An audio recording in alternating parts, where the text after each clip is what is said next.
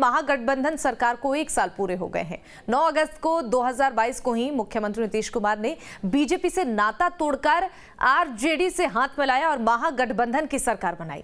नई सरकार ने 1 साल का कार्यकाल पूरा कर लिया। ऐसे में हमारी इस रिपोर्ट में हम आपको दिखाएंगे बिहार की महागठबंधन ने ऐसे कौन से फैसले लिए जिसने केंद्र तक की सियासत को गरमा दिया और कब कब महागठबंधन की सरकार विवादों में घिरी रही। देखिए हमारी खास रिपोर्ट।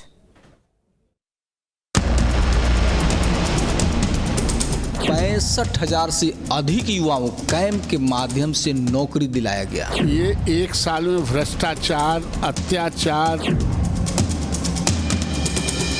जो काम नहीं करने देंगे उसके बावजूद भी काम हो रहा है। यहाँ पैसे की लूट करने वाले, पुल दहाने वाले का प्रमोशन किया जा रहा है। यही सरकार की उपलब्धि है। 9 अगस्त 2022 महीनों की खींचतान, आपसी अनबन और जोर आजमाइश के बाद जेडीयू ने बीजेपी को सत्ता से बाहर का रास्ता दिखा दिया और अपने पुराने साथी आरजेडी से दोबारा हाथ मिलाकर महागठबंधन की सरकार बनाई। बिहार की महागठबंधन सरकार को 1 साल पूरे हो गए हैं। इन 1 सालों में नीतीश सरकार ने कई चुनौतियों का सामना किया तो कुछ ऐसे फैसले और पहल भी किए जिसने राज्य ही नहीं बल्कि केंद्र की राजनीति को भी प्रभावित किया। सबसे पहले बात करते हैं नीतीश कुमार के उन फैसलों की जिसमें पटना से लेकर दिल्ली तक की सियासत गर्मा गई।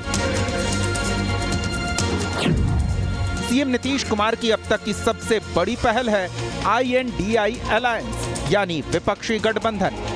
नीतीश कुमार ने विपक्षी दलों को बीजेपी के खिलाफ एकजुट करने की मुहिम शुरू की और बिहार की 6 पार्टियों के महागठबंधन ने पहले 15 पार्टियों के गठजोड़ के रूप में सफलता हासिल की। महागठबंधन की एकता में 17-18 जुलाई को बेंगलुरु में 26 दलों का जुटान हो गया और सीएम नीतीश की पहल के बाद INDI अलायंस अस्तित्व में आया।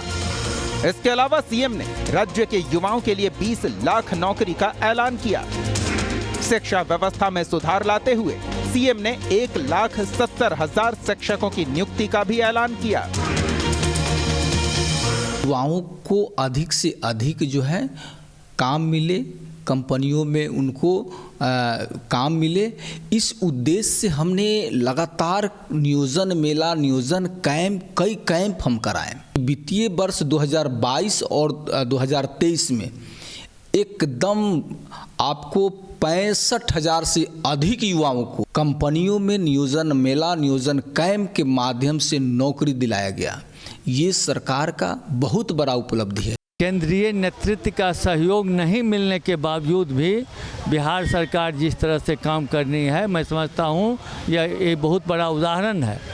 जब खींचने लगे केंद्र कोई सरकार को जो काम नहीं करने देंगे उसके बावजूद भी काम हो रहा है। यहाँ बहुत अच्छा सफ़र है।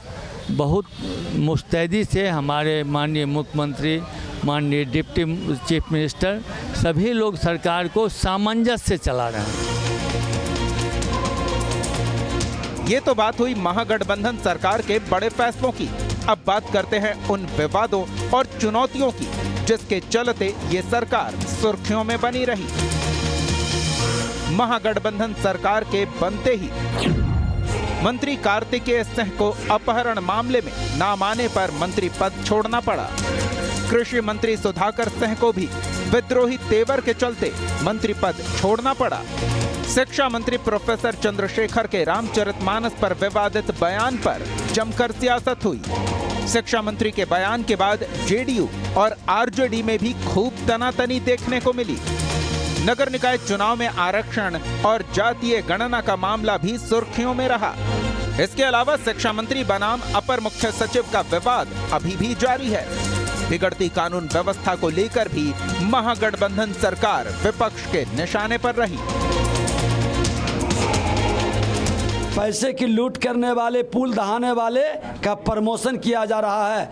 यही सरकार की उपलब्धि है। शिक्षकों पर लाठीचार्ज, 10 लाख नियुक्ति का मामला को आवाज दबाने का प्रयास, लोकतंत्र के पक्ष में शांतिपूर्ण आंदोलन करने वाले को लाठी तंत्र से दबाने का प्रयास, यही तो उपलब्धि है इनका। ये एक साल में भ्रष्टाचार, अत्याचार ये बढ़ा है प्रतिदिन। आज जो जिंदा वही लोग हैं शहरों में जिनको कोई मारना नहीं चाहता है, जिसको जब कोई मारना चाहता है उसको शूट आउट कर देता है।